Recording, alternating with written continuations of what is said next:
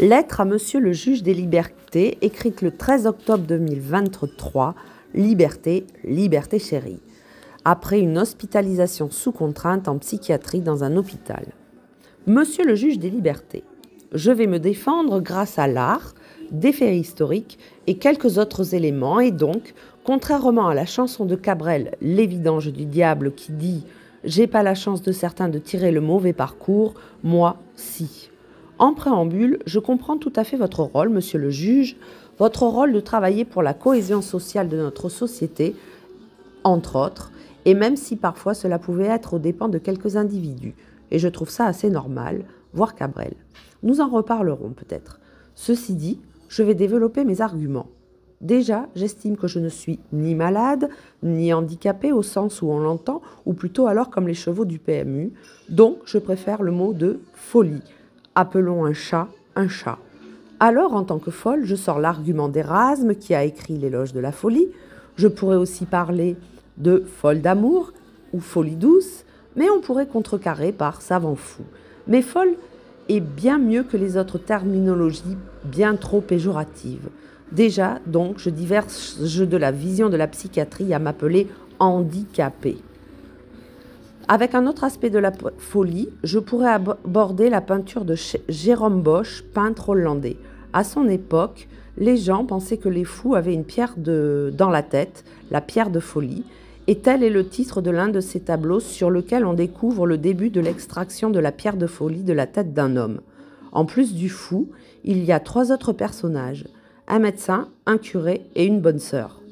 Il y a aussi des objets comme un entonnoir sur la tête du médecin, entonnoir pointu comme les chapeaux pointus des vrais ignorants, les vrais fous, ceux qui ne captent pas la lumière, contrairement à ceux qui ont des chapeaux évasés pour capter le savoir.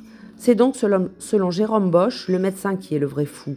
Bosch montre donc son incrédulité vis-à-vis de cette pierre de folie que nous savons aujourd'hui être une théorie fausse. Aujourd'hui, les fous n'ont plus une pierre de folie, mais des neurotransmetteurs du cerveau qui dysfonctionneraient. Et à présent, on soigne avec de la chimie. Fini la chirurgie. La grosse pierre de folie s'est miniaturisée en tout petits neurotransmetteurs. Faut-il alors croire en cette nouvelle explication des origines de la folie ? Nous savons que les médecins se trompaient sur la pierre de folie, mais nous savons encore qu'autrefois les homosexuels étaient en psychiatrie, eux aussi. Une erreur ? 2 erreurs ? Jamais 203 ? Combien de fois les théories de ces médecins seront-elles encore erronées ? Je fais une digression, mais nous allons revenir à notre fil. Lors de mon hospitalisation entre guillemets actuelle, j'ai constaté une dégradation des soins infirmiers qui à présent se cantonnent à nous donner des médicaments ou nous surveiller au repas, à peine plus. Fini les thérapies par la parole.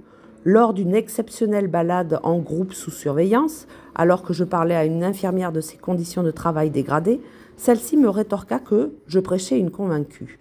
Je lui demandai alors ce qu'en pensaient les médecins et elle me répondit qu'elle avait l'impression qu'ils ne s'en rendaient pas compte. De suite, j'en conclus qu'ils n'avaient pas conscience de leurs troubles. Ça fit bien rire. En effet, je venais de jouer sur les troubles intrinsèques et extrinsèques, d'où les handicaps des chevaux du PMU qui ont des poids pour les ralentir quand ils sont trop doués. Mais pour en revenir à la psychiatrie, j'ai trouvé sur le site d'internet d'INSI, page 4, écrit par M. Guillemin, que, entre guillemets, l'historien du social a tendance à compliquer quelque peu cette réponse.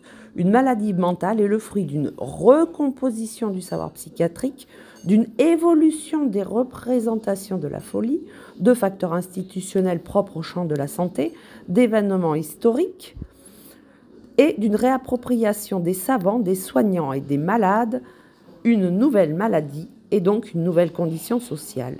Et je serai en psychiatrie pour des représentations, avoir ma place dans le trafic, comme dit Cabrel. Cette version de Guillemin est controversée sûrement, mais ayant vu la pierre de folie de Jérôme Bosch, moi ça me parle. Et ça me parle encore plus quand je vois les différences de traitement des fous dans les différents pays. Ça me parle toujours quand je sais que le rôle des juges est la cohésion sociale. Comme Voltaire, je dirais cependant que même si je ne suis pas d'accord avec la vision des psychiatres, je me battrai pour que tous puissent s'exprimer librement. En conclusion, comme Socrate et sa ciguë, puisqu'il paraît que certains de nos médicaments diminuent de 20 ans l'espérance de vie, Donc, comme Socrate et sa ciguë, même si je suis parfois épicurienne, et que donc j'aime les piqûres, mais pas leur piqûre, puisque je compte voyager, alors je refuse les injections de médicaments et je propose d'aller prendre mes cachets tous les jours au centre psychiatrique.